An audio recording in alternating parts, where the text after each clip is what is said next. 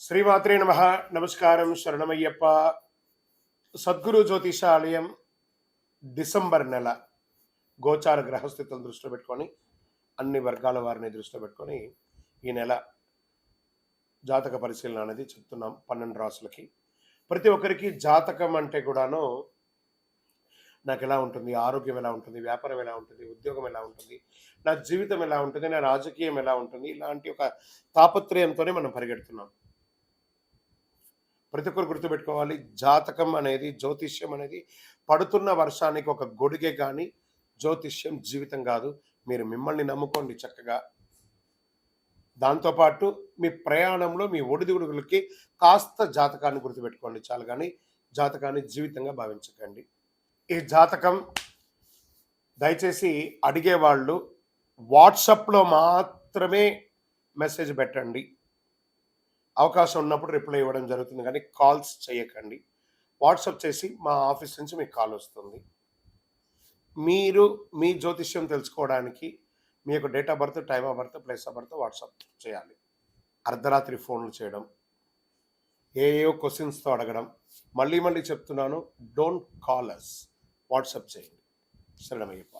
జ్యోతిష్ శాస్త్రరీత్యా ద్వాదశ రాశుల్లో 12వ రాశి అయినటువంటి మీనరాశి మిత్రులారా, మీరు పూర్వాభాద్ర నక్షత్రం 4వ పాదం, ఉత్తరాభాద్ర నక్షత్రం 1, 2, 3, 4వ పాదం, రేవతి నక్షత్రం 1, 2, 3, 4 పాదాలకు జన్మించిన మీరు మీనరాశి వారిగా పరిగణించబడుతున్నారు.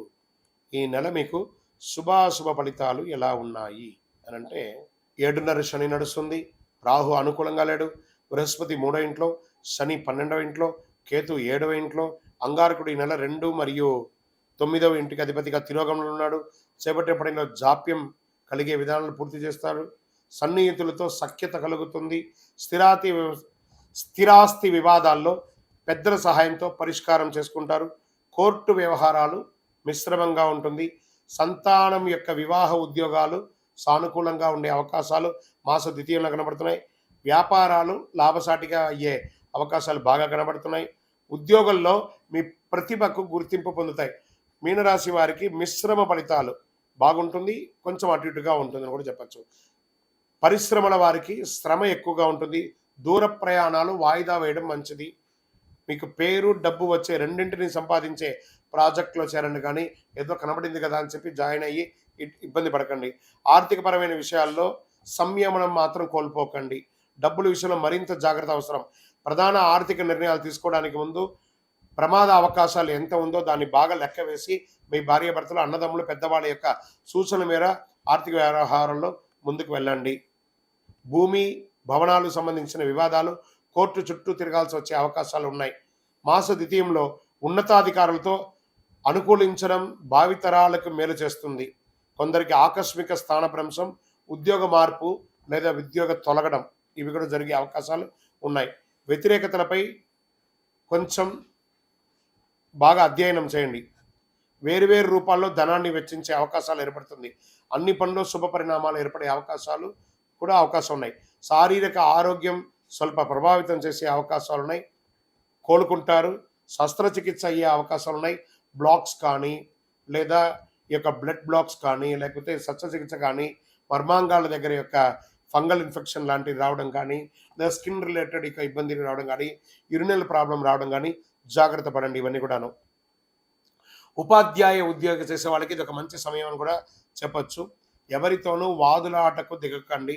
రాజకీయ నాయకులకి కాస్త గడ్డు కాలం, జాగ్రత్త, తస్మాత్ జాగ్రత్త.